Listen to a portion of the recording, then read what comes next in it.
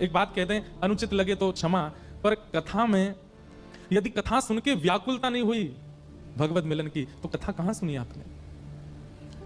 जोशी जी कथा करने आते हैं नित्य मीराबाई के यहां, और नन्ही सी मीरा सामने बैठ करके कथा सुनती है।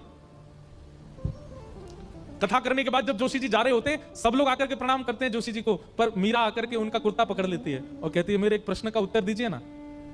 जोशी जी सोचते हैं छोटी सी लाली ज्यादा से ज्यादा क्या पूछेगी, कहो मीरा क्या प्रश्न है।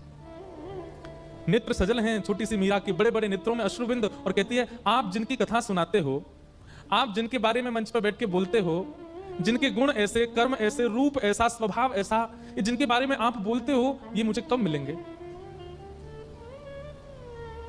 ये मुझे कब मिलेंगे? ऐसी जिज्ञासा आज तक जोशी जी से किसी ने नहीं की है जैसी वो छोटी सी मीरा कर रही है। और यही सत्संग का फल है कि सुनने वाले श्रोता के चित्त में वो व्याकुलता प्रकट हो कि मुझे कब मिलेंगे श्याम।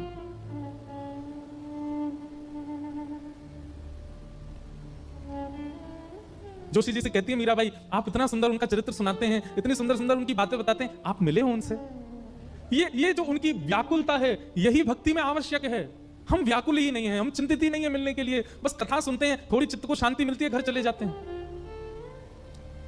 पर रत्नावती इतने में शांत होने वाली नहीं है। अब रोज दासी से कहती है मुझे अब इससे मेरे चित्त को शांति नहीं, मुझे मिलना है, मुझे देखना है उनको, मुझे दर्शन करना है उनका।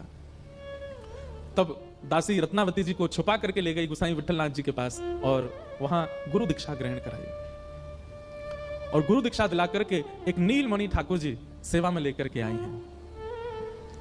अब तो जब से रत्नावती ने ठाकुर जी की सेवा प्रारंभ की है, पूरे दिन तो उनकी सेवा में रहती हैं, और रात्रि जैसे शयन कराती हैं ठाकुर जी को शयन कराती रत्नावती भी सो जाती हैं, एक क्षण भी जागती नहीं, तुरंत सो जाती हैं, और निद्रा में जाकर के स्वप्न में अपने सेवा के ठाकुर के साथ ही लीला करती हैं। उनके साथ कभी भ्रमण पे जाती हैं, कभी निकुंज में रहती हैं, कभी यमुना जल में क्रीड़ा करती हैं, कभी कोई क्रीड़ा, मतलब अब रात दिन जागृत सुसुप्ति अवस्था एक क्षण भी ठाकुर के बिना रहती नहीं है रत्नावती।